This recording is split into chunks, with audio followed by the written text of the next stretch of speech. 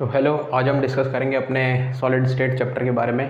तो मेरी first video में मैंने आपको बताया था कि मैटर क्या होता है और उसकी फॉर्म्स क्या होती है और उसकी क्लासिफिकेशन क्या होती है। अब हम जो है हम सॉलिड स्टेट के बारे में पढ़ने जा रहे हैं, जो कि हमारा क्या है, एक फॉर्म ऑफ मैटर है। ठीक है, तो अब why substances exist as solid, कि भाई हमारे जो सब्सटेंसेस है वो सॉलिड की फॉर्म में हमारे क्यों एग्जिस्ट करते हैं, ये हमने पहले भी देखा था। बिकॉज देयर कंस्टिट्यूएंट पार्टिकल्स, कि भाई सपोज हमारा ये सॉलिड है, ये सॉलिड में हमारे जो कंस्टिट्यूएंट पार्टिकल्स होते हैं आपस में क्या होते हैं, टाइटली पैक्ड होते हैं। अब ये टाइटली पैक्ड के होते हैं आपस में, इनमें हमारी जो वर्ड्स होती हैं वो इतनी कम की होती हैं सिर्फ इस वजह से because constituent particles are held together by strong intermolecular forces of interaction, strong intermolecular forces of attraction. अब उसके बाद आते हैं constituent particle possess very less thermal energy, कि भाई इनमें जो हमारी थर्मल एनर्जी होती है वो भी हमारी क्या होती है, काफ़ी कम। ठीक है, thermal energy means kinetic energy possessed by the constituent particles. अब इनमें थर्मल एनर्जी कम है, therefore they occupy fixed position in A crystal lattice and can oscillate about their mean position. सिर्फ अपनी मीन पोजीशन पे ही ऑसिलेट करते हैं, हमारे इनके पास इतनी काइनेटिक एनर्जी पोजेस नहीं होती कि ये हमारा घूम सके। क्यों? कि टाइटली पैक्ड है because of forces of interaction. अब आते हैं हमारे हेंस सॉलिड पोजेस रिजिडिटी, इसी की वजह से, इन्हीं दोनों रीजंस की वजह से हमारा जो सॉलिड्स है वो रिजिडिटी पोजेस करते हैं और साथ में इनकी क्या होती है, definite shape and definite volume. तो अब सॉलिड को हम जो है क्लासीफाई कर देते हैं दो में। तो सॉलिड का हमारा सबसे पहली जो है क्लासिफिकेशन है वो है हमारी क्रिस्टलाइन, दूसरी है हमारी अमॉर्फस। ये हमारी जो है ये हमारा क्लासिफिकेशन है on the basis of arrangement of constituent particles. अब आप इसमें देख सकते हो जैसे हमारा क्रिस्टलाइन है, तो क्रिस्टलाइन में कैसे हमारा जो है ये वाला पार्टिकल और ये सब पार्टिकल ये इस लाइन में और इस लाइन में, ये सब हर पर्टिकुलर लाइन में हमारे जो कॉन्स्टिट्यूएंट पार्टिकल है वो कैसे ऑर्डर्ड फॉर्म में लगे हैं। ऑल्दो ऐसा नहीं होता है कि भाई हमारा कुछ ऐसे पार्टिकल्स हैं और ये छोटे पार्टिकल्स हैं, कुछ बड़े हैं छोटे हैं, ऐसा नहीं होता। बस ये कि एक ही तरह का पार्टिकल हमारा होता है, ये सिर्फ आपको एक ऑर्डर बता रखा है। ऑर्डर का मतलब होता है कि हमारा जो है रेगुलरली अरेंज्ड है। रेगुलरली अरेंज का मतलब क्या है कि हमारे जो है इसी पैटर्न में, कि मतलब एक सिमिलर पैटर्न जो है वो लॉन्ग रन में हमारा चल रहा है उसी एक मैटर में। ठीक है, तो इसको हमने क्या बोल दिया, क्रिस्टलाइन। अब होता है अमॉर्फस। अमॉर्फस में आप देख रहे हो कि रैंडमली हमारे जो पार्टिकल्स हैं वो ऐसे पड़े हुए हैं। जैसे ये जो है ये वाला पार्टिकल जो है आपस में कोई अरेंजमेंट नहीं है इसमें, बस हमारा जो है ऐसे कैओटिकली रैंडमली हमारे इसमें बस पड़े हुए हैं। तो ये हमारा इर्रेगुलर अरेंजमेंट होता है और ये हमारा रेगुलर अरेंजमेंट होता है। तो अब हम आते हैं अपने जो है डिफरेंस बिटवीन अपना क्रिस्टलाइन और अमॉर्फस सॉलिड्स। तो अभी हमने देखा कि हमारे जो है इनका अरेंजमेंट कैसा होता है क्रिस्टलाइन का और अमॉर्फस का। तो उसी में ही सबसे पहला हमारा पॉइंट है the constituent particles are regularly arranged in 3D plane, they are non as long range order. कि हमने देखा कि हमारा 3D प्लेन में ये क्या होते हैं, हमारे रेगुलरली अरेंज होते हैं। रेगुलरली अरेंजमेंट का वही मतलब है कि हमारे जो है कि इन लॉन्ग रन हमारे जो है सिमिलर टाइप जो है हमारा अरेंजमेंट होगा इन बिटवीन कंस्टिट्यूएंट पार्टिकल्स। तो इसको हमने क्या बोल दिया, लॉन्ग रेंज ऑर्डर। तो ये चीज़ आपको याद करनी पड़ेगी, ये लॉन्ग रेंज ऑर्डर, इसको हम क्या कहते हैं, short range order.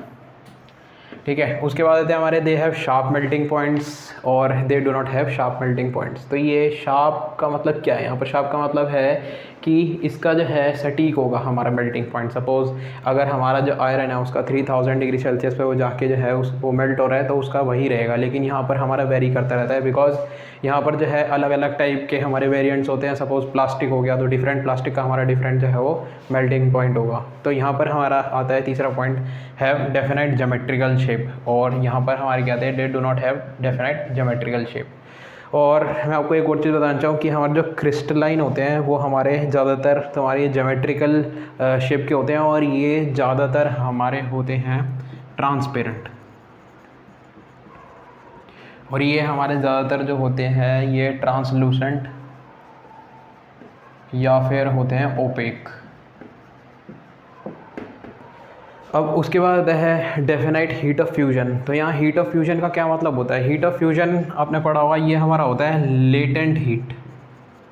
Latent heat कि मतलब हमारा जो है अगर 1 ग्राम हमारा सॉलिड कन्वर्ट हो रहा है हमारे जो है लिक्विड में, तो उसे हम क्या कहते हैं, latent heat without changing temperature. तो उसे लेटेंट हीट होते हैं, उसी को हम क्या बोलते हैं, हीट ऑफ फ्यूजन। तो यहाँ पर डेफिनेट हीट ऑफ फ्यूजन है, यहाँ पर हमारा क्या है, नॉन डेफिनेट जो है हमारा हीट ऑफ फ्यूजन है। अब उसके बाद जो ऐसी चीज़ आती है आपने कभी सुनी नहीं होगी, एनिसोट्रॉपिक और आइसोट्रॉपिक।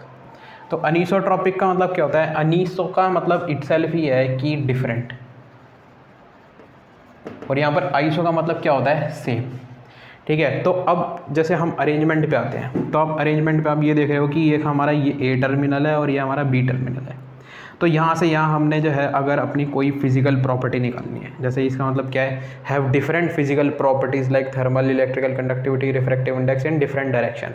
तो अगर हमने अपना टर्मिनल ए लिया और बी लिया और यहाँ हम अपनी क्या लगा रहे हैं, एक इलेक्ट्रिकल कंडक्टिविटी या फिर जो है अपनी फिजिकल प्रॉपर्टी निकाल रहे हैं और एक सी से डी निकाल रहे हैं, तो हमारे different arrangement of constituent particles बीच में आएगा, क्योंकि ये हमारा क्या है, रेगुलरली अरेंज्ड है। अब जैसे ए से बी आप देखो तो इसमें ये वाले पार्टिकल्स आ रहे हैं हमारे सारे, लेकिन अब सी से डी देखो तो हमारे ये बड़े वाले और ये छोटे वाले इस टाइप के हमारे पार्टिकल्स जो हैं वो बीच में आ रहे हैं। ऑल्दो ये हमारे क्या है, हाइपोथेटिकल है, कि हमारी इमेजिनरी है, इमेजिनेशन है कि हमारे इस तरीके से ऐसे अरेंज है, ये हमारे बस ये होते हैं कि हमारे सिमिलरली अरेंज रहते हैं।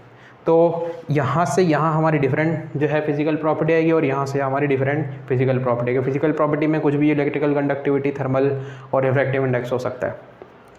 अब आइसोट्रॉपिक की बात करते हैं, तो आइसोट्रॉपिक में क्या है, हमारा सेम फिजिकल प्रॉपर्टीज़ होती हैं। सेम फिजिकल प्रॉपर्टीज़ मतलब कि जैसे हमारा यहाँ से यहाँ अगर हमने टर्मिनल लिया और सी से डी लिया, तो यहाँ पर हमारा क्या आएगा, यहाँ से यहाँ की हमारी फिजिकल प्रॉपर्टी और यहाँ से यहाँ की हमारी फिजिकल प्रॉपर्टी क्या रहेगी, उनकी मेजरमेंट सेम आएगी।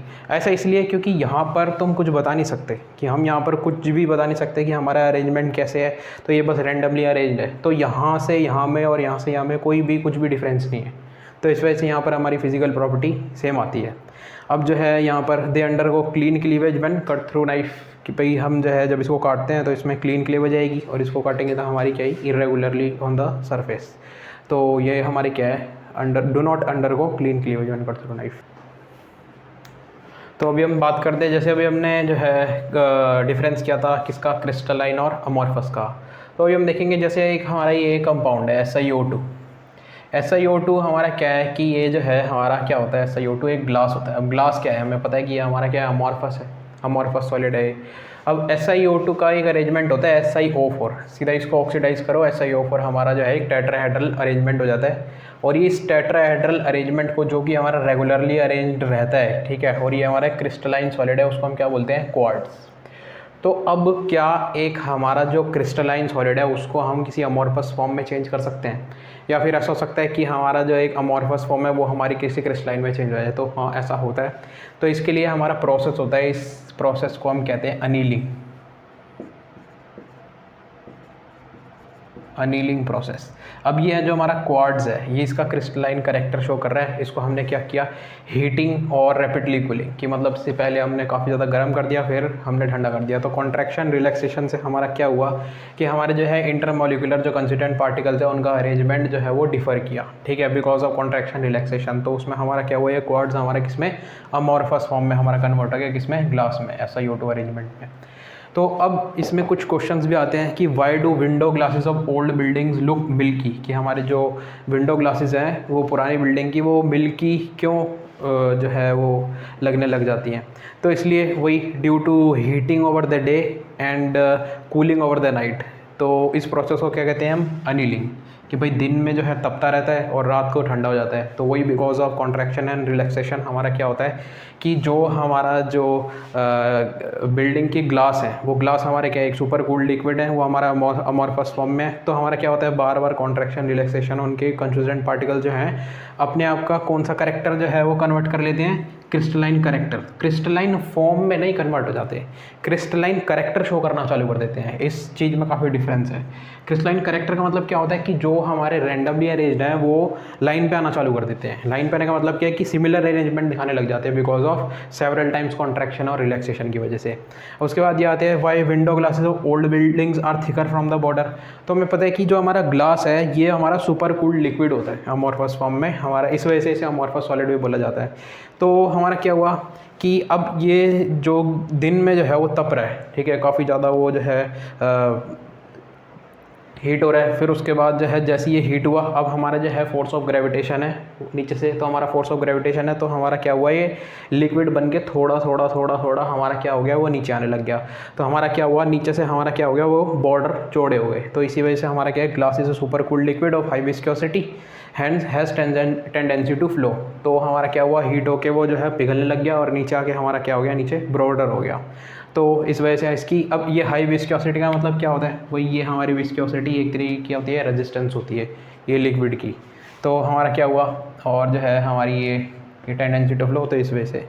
अब आते हैं हमारा यूजेस ऑफ अमॉर्फस सॉलिड्स। तो अमॉर्फस सॉलिड के हमारे कुछ यूज़ क्या हैं कि इनऑर्गेनिक ग्लासेस इससे बनते हैं, use in houseware and labs और रबर प्लास्टिक में जो हमारा यूज़ होता है लैब्स में। तो उसके बाद आता है amorphous silica used as photovoltaic cells convert sunlight into electricity.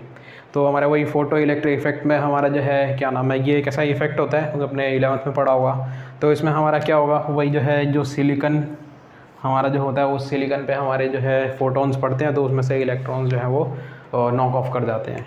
तो वही हमारे इसी के लिए यह काम आता है फोटोवोल्टाइक सेल में सिलिकन, कि हमारा जो है इसके ऊपर क्या होता है, वही फोटॉन्स पड़ते हैं, तो हमारे इलेक्ट्रॉन्स जो है वो क्या होते हैं, फ्लो करना चालू कर देते हैं। तो इस वजह से हमने क्या हुआ कि सनलाइट एनर्जी जो हमारी फोटोवोल्टाइक एनर्जी वो किस में कन्वर्ट हो गई, ये इलेक्ट्रिसिटी में।